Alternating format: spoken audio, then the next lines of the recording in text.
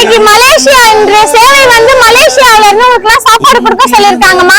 அவங்களோட மனைவிக்கு இன்னைக்கு பிறந்த நாள். அந்த ஆசையில பசியோடு இருக்கிறவர்களுக்கு உணவளிக்கணும்னு சொல்லிட்டு இன்னைக்கு சாப்பாடு கொடுக்க சொல்லிருக்காங்க. அவங்க பேரு மலர்விழி. அவங்க நீண்ட நாள் ஆரோக்கியமா ஆயுளோட செல்வ செழிப்போட எந்த ஒரு நோய் நொடியும் இல்லாம வாழணும். அவங்க இந்த ஊர்ல இல்லாம மலேசியால இருக்காங்க, கடல் தாண்டி இருக்காங்க. அவங்க நீண்ட நாள் ஆரோக்கியமா ஆயுளோட வாழ நம்ம எல்லாமே ஒரு 5 நிமிஷம் அவங்க பிரார்த்திச்சுக்கலாம். உணவு வழங்க சொன்னது அவரோட கணவர் கவியரசு, அவங்களுடைய பையன் ஹரிஹரன். இவங்க 2 பேருமே இணைந்து சாப்பாடு கொடுக்க சொன்னாங்கப்பா. உங்களுக்கு அரிசுவை விருந்தா பிரியாணி கொடுக்க சொல்லிருக்காங்க. அவங்க ஆசை கேக் வெட்டி பிரியாணி உங்களுக்கு எல்லாம் கொடுக்க சொல்லிருக்காங்க.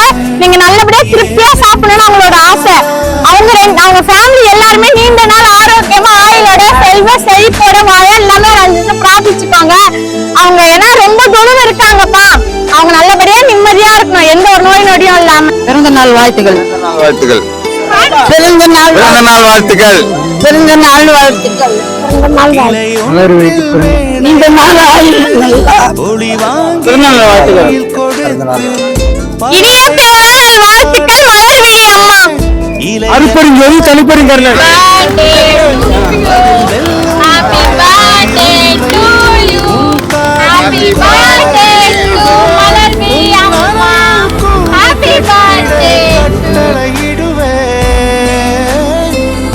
அதிகாலை உன்னை எழுப்பிட உத்தரவிடுவேன். ஏனென்றால் உன் பிறந்த நாள். ஏனென்றால் உன் பிறந்த நாள்.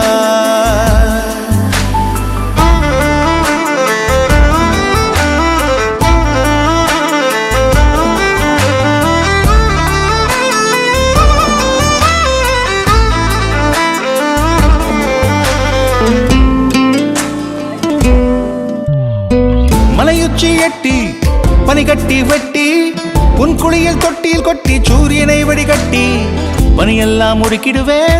உன்னை அதில் குளிக்கத்தான் இதன் பார்த்து இறக்கிடுவேன். கண்ணில்லா பெண் மீன்கள் பிடித்து உன்னோடு நான் நீந்த விடுவேன்.